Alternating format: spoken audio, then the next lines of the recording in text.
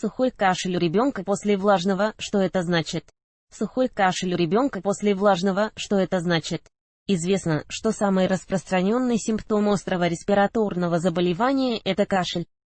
Он может иметь разную природу и различные причины. Соответственно, будут меняться стратегия и тактика лечения. Иногда проблема проходит сама по себе по мере выздоровления ребенка, но чаще требуется консультация врача. Маленькие дети часто болеют ОРЗ. Как распознать вид кашля? Распознать вид кашля очень просто. Для сухого характерны звонкий, лающий звук, хрип или свист, отсутствие булькающих звуков, отсутствие выделяемой слизи или мокроты. Для влажного кашля, напротив, характерно бульканье из-за наличия слизи в бронхах и легких. Симптомы и отличия кашлевых рефлексов. При сухом кашле рефлекс возникает из-за воспаленного горла и першения. При влажном из-за того, что в бронхах скопилось много густой слизи, и ребенок пытается вытолкнуть ее обратно. Оба вида могут усиливаться в положении лежа, например, во сне, а также по утрам, когда за ночь скапливается много мокроты. Есть разные виды кашля. Симптомы остаточного кашля бывает, что у ребенка кашель был влажный и стал сухой. В этом случае можно говорить об остаточных явлениях, которые могут наблюдаться долгое время после выздоровления, когда ребенок уже не болеет, он кашляет редко, и это его не сильно беспокоит, болезненных приступов уже нет.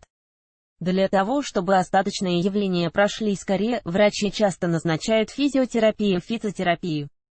Он также очень полезно гулять на свежем воздухе, если на улице нет повышенной влажности. Переходы кашля в разные состояния. Есть несколько факторов, вызывающих переход кашля в разные состояния: изменение количества мокроты, постепенное выздоровление, наоборот. Присоединение инфекционного осложнения, возникновение аллергической реакции на лекарства, применяемые при лечении ОРЗ. В каждом отдельном случае диагноз может поставить только врач. От сухого кашля к влажному этот переход происходит, если вязкая мокрота становится жидкой. Тогда ребенок начинает откашливаться и чувствовать себя лучше. Для разжижения мокроты назначают отхаркивающие препараты. Разжижение мокроты – необходимое условие выздоровления от влажного к сухому. Сухой кашель у ребенка после влажного обычно возникает в том случае, если у малыша уже нет мокроты и слизи в легких. Как правило, этот симптом носит остаточный характер, не сильно беспокоит и быстро проходит по мере исчезновения других симптомов ОРЗ. Сеансы физиотерапии по назначению врача помогут ускорить полное выздоровление.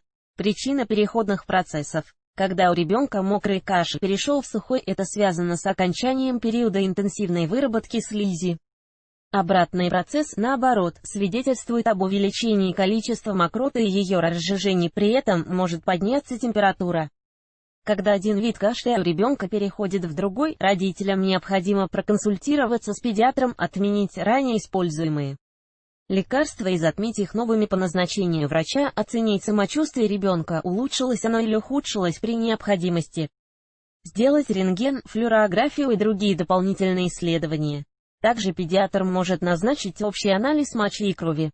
По его результатам можно установить изначальную природу заболевания, вирусную или бактериальную. Опасность разных видов кашля для ребенка. Влажный кашель опасен тем, что большое количество мокроты может привести к ее застою, из-за этого возможно присоединение инфекции.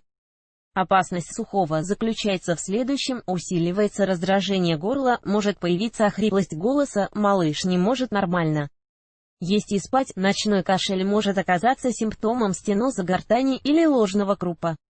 В последнем случае ребенок неожиданно просыпается ночью с сильным кашлем и не может нормально дышать.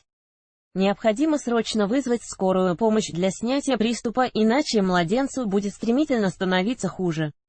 Далее лечение определяет врач. Если дома есть ультразвуковой ингалятор, небулайзер, госпитализация не потребуется, лечить малыша можно дома. Ингаляции помогут расширить бронхи и восстановить нормальное дыхание. Особенно опасен сухой лающий кашель, внезапно возникший ночью. Внимание! Длительный сухой непродуктивный кашель опасен тем, что мешает детям полноценно высыпаться. В этом случае по назначению врача на ночь можно дать препараты, которые подавляют кашлевый центр головного мозга. Когда и чем нужно лечить? Если у ребенка сначала влажный кашель, потом сухой, необходимо сменить тактику лечения и прекратить прием препаратов, разжижающих мокроту.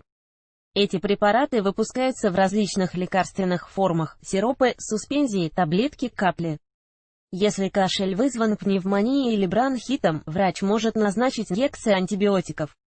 К какому врачу обращаться? Если влажный кашель стал сухим у ребенка, но не проходит полностью и продолжается довольно долгое время, это может быть признаком аллергической реакции. В этом случае следует проконсультироваться с аллергологом или пульмонологом, чтобы исключить вероятность развития бронхиальной астмы. При ОРЗ с насморком и повышением температуры необходимо обращаться к участковому педиатру по месту жительства, можно прийти в поликлинику самостоятельно или вызвать врача на дом. Ребенок, который кашляет, должен пить как можно больше жидкости. Дома следует ежедневно делать влажную уборку, мыть пол и вытирать пыль. Также рекомендуется по возможности убрать из квартиры все аллергены, меховые и плюшевые игрушки, домашних животных, ковры и паласы.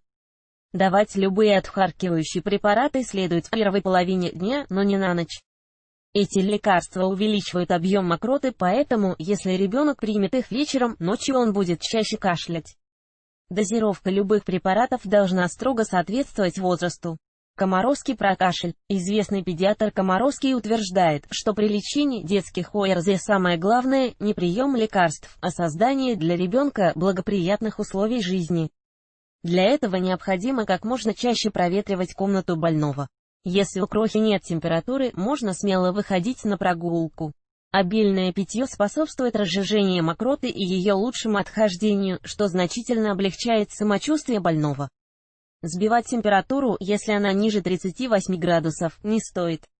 Ее повышение – защитная реакция организма на встречу с опасным вирусом. Если малыш кашляет из-за того, что в легкие затекает слизь из носа, следует закапывать ребенку на ночь сосудосуживающие капли. Внимание! Доктор Комаровский утверждает, что ни одно лекарство не может справиться с проблемой, если не выявлена ее причина. Поэтому в первую очередь нужно понять, почему пациент кашляет. После устранения причины пройдет и сам симптом. Профилактика болезней. Для профилактики ОРЗ необходимо заниматься закаливанием и следить, чтобы малыш правильно питался. Зимой и осенью, когда болезнь может начаться в любую минуту, рекомендуется прием поливитаминных комплексов и препаратов, укрепляющих иммунную систему. Хороший эффект дают натуральные фитопрепараты, например, отвар шиповника или клюквенный морс. Категорически запрещается принимать любые антибиотики в профилактических целях, использовать такие лекарства можно исключительно по назначению врача в случае воспаления легких или бронхита. Большую роль в профилактике острых респираторных заболеваний играет правильный образ жизни. Ребенок должен проводить как можно больше времени на свежем воздухе, ежедневно делать зарядку. Ранней весной или осенью, когда наблюдается пик ОРЗ и гриппа, требует по возможности воздерживаться от посещения мест массового скопления народа, театры, вокзалы, торговые центры. Все это может сберечь здоровье. Видео